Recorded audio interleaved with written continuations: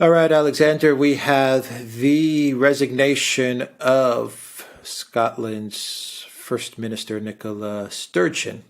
Was this a surprise to you that Yes, she yes. resigned? And what do you make of her reasons? Some people may call it her excuse to resign. Now, she had some issues with defining a woman during an interview the other day, which many people said was kind of the straw that broke the camel's back for her to decide to step down. But there were a lot of other more political reasons for her Yes, resignation. yes. What's going on here? But the first thing to say is it did surprise me. Now, if you remember, if we go back a couple of weeks ago, when the Truss Kwarteng government came unstuck, about what goes on in London, I have a pretty shrewd idea. I have my finger, if you like, on the pulse of the political pulse here in London, but Scotland is further away, and I don't pretend that I do. And it seemed to me that Sturgeon dominated the political landscape in Scotland so completely that I'd heard some suggestions that things were not going very well for her. But it didn't look to me as if these problems were anywhere near big enough to cause her fall. And I think the thing to say straight away is that this is a fall. She hasn't just left because she wants to leave.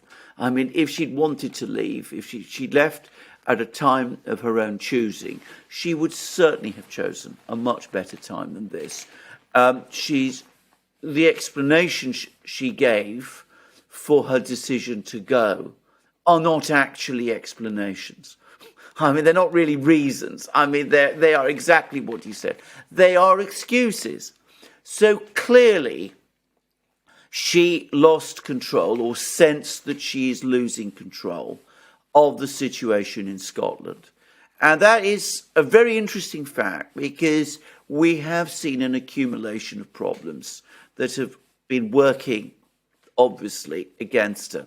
The first is there was that very, very strange business, which we covered to some extent here on the Duran, the prosecution of her predecessor, Alex Salmond, the person who basically built up the SNP, who led it to power in Scotland, who led the Scottish referendum, which nearly came very close to succeeding back in 2015.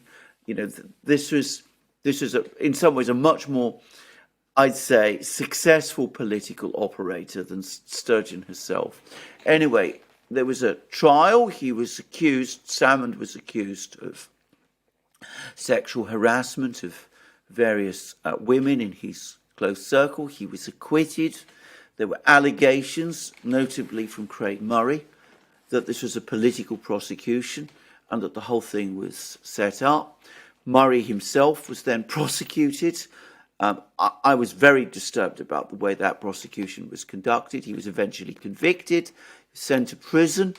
But I suspect that deep down, all of that and all the things that came out over the course of all that case, the way in which members of Sturgeon's office had acted, the way she seemed to be targeting her predecessor, all of that, I suspect, beneath the surface, did real political damage. Then there was also the fact that she botched moves to call a second referendum for independence in Scotland. The British Supreme Court ruled that illegal. She very weakly accepted that decision. She wasn't prepared to go against London. That also, I suspect, lost her support in Scotland. Then there was this very bizarre business about, trans people. I'm not going to go into the details of this. You can follow it if you wish. It's a bizarre story. Suffice to say that Sturgeon seemed to take the most extreme neoliberal position that she could possibly do. And that also seems to have lost her support in Scotland. And I get the sense, and this is probably the true story ultimately, that things in Scotland are not going well. The economy's in bad shape. Scottish society has been getting tired of Nicola Sturgeon. There's all sorts of problems building up in Scotland. And I suspect people within her own party told her, look, you've got to go because you're starting to have the look of failure about you. And there's rumours of a corruption scandal looming as well.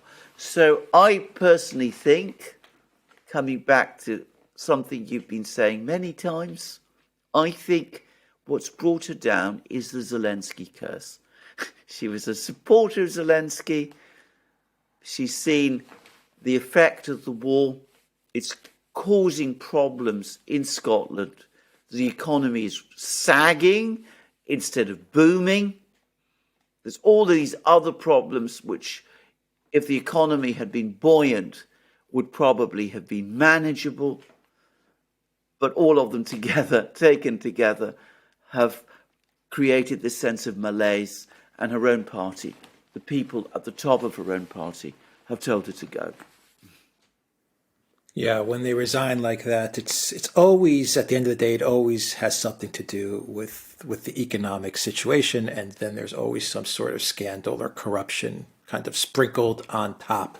But Exactly. it's the West. The West is becoming like Ukraine, and Ukraine is becoming like the West. They're mirroring each other in so many ways, whether it's economic or whether it's corruption. But what's next then for? Well, what is indeed next? For Scotland? I mean, obviously, they're not going to change course. No. Before we discuss that, can I just make a point about corruption? There's lots of rumours circulating about Nicola Sturgeon's husband, who plays an important political and administrative role in the Scottish government, and there was also some reports a couple of weeks ago that £600,000 of money that had been paid to the SNP for the referendum that money has gone astray, and I've noticed over the last couple of days people are somehow connecting that with Nicola Sturgeon's husband. I want to stress these are all rumours. I don't know how much truth there is in any of this, but you can already see people are talking, and her husband has been the target of criticism before. So, the corruption scandals might suddenly start to flower. Often that happens after somebody has fallen. But what happens in Scotland now? I have to say this. I think there's a real chance that the SNP might implode. I mean, again, I'm not fully up to speed with politics in Scotland and the mood there. But remember, when Alex Salmond led the SNP to victory in the Scottish Assembly elections, I think it was back in 2006, and when he almost won, he came very close to winning the Scottish independence referendum back in 2015. It all looked as if the SNP was this unstoppable force. They were going to achieve Scottish independence. And then Sturgeon came along. She wasn't really interested in Scottish independence. She was very happy, or so it seemed to me, with the situation as it was. She was in power in Edinburgh. As I said, maybe all kinds of corruption and corrupt things were happening. She got a lot of support from the left-wing media in Britain, who, she became almost a sort of their hero figure.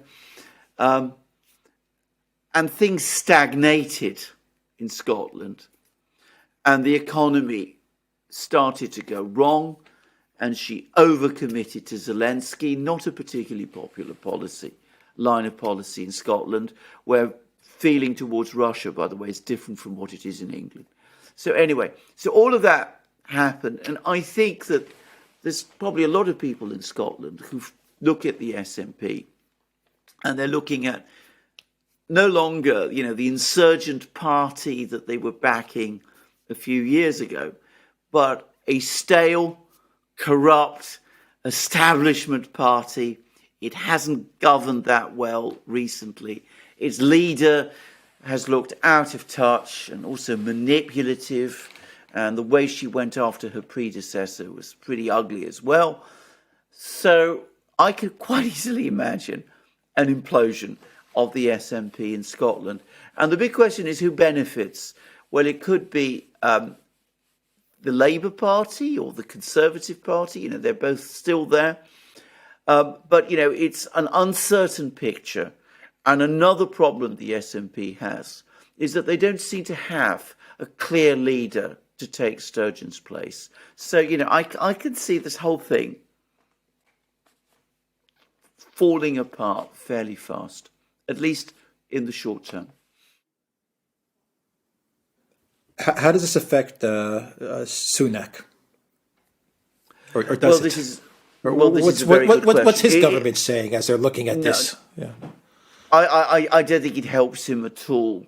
I think that the situation for the British government, for the Conservative government, isn't a good one. Whatever happens, I think if there's an SNP implosion in Scotland, two things will probably happen.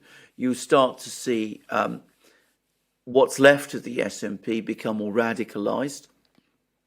We might start to see, you know, people like Salmond resurface. That's going to probably create problems for London, for the Conservative government in London.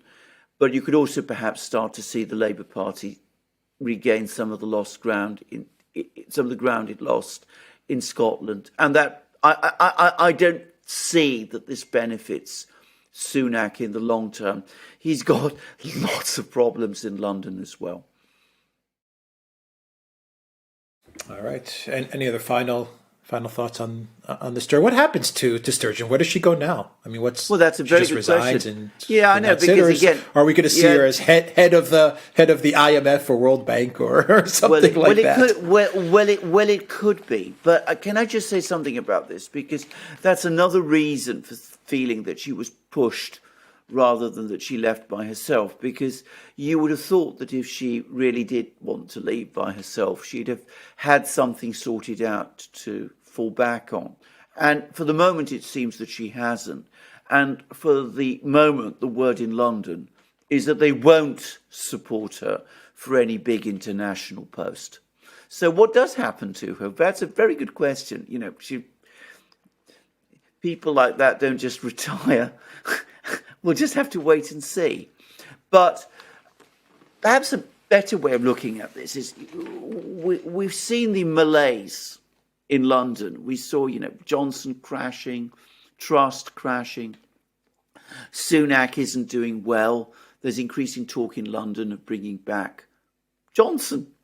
Extraordinary to think. We've seen the same malaise in Scotland. And a leader in Scotland who looked a lot more consolidated than Sunak has ever looked has just gone down, has just fallen. And I would have thought both Sunak and Starmer, the Labour leader, who look, to be honest, not very different from Sturgeon, I think they perhaps ought to bear her fate in mind and start thinking, you know, whether perhaps their position is more brittle than it looks. All right, we will leave it there, theduran.locals.com. We are also on Rockfin as well. And go to the Duran shop, 10% off. Use the code GOOD DAY. Take care.